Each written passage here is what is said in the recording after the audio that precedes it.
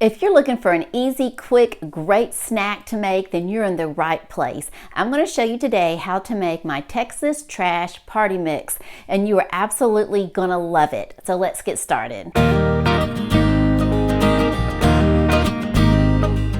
Here are the ingredients that we're going to use today. We're going to start with 3 types of Chex cereal, some rice, corn, and wheat, some pretzel sticks, peanuts, or you can use mixed nuts, some Worcestershire sauce, a couple of sticks of butter or 4 small ones, some garlic powder, and then crushed red pepper. We're going to start by placing all of the ingredients into an aluminum pan. First of all, we're going to put in the Chex cereal. So I have 4 cups of each one. Here we've got the corn Chex, 4 cups of the rice Chex, 4 cups of wheat Chex.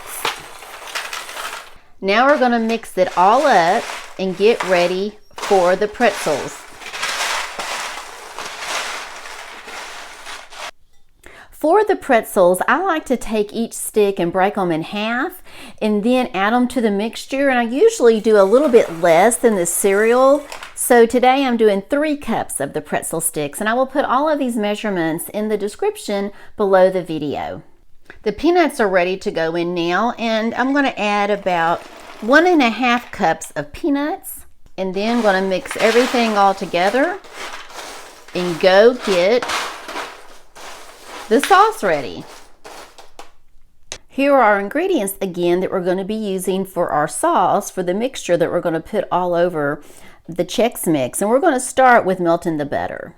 So for the butter, when I'm melting it, I like to melt it to where it's almost all the way melted, and then I just kind of swirl it around to melt the rest of it. You want to make sure you do not overcook this. And now I'm going to add in the rest of our ingredients. Now for the Worcestershire sauce, it's probably about 1/3 cup total that I will put in here. I kind of do it just from taste and out of habit on how much to put in. Usually I'll put some in there and I'll swirl it and just see the color, and that looks about right. It's probably about 1/3 cup.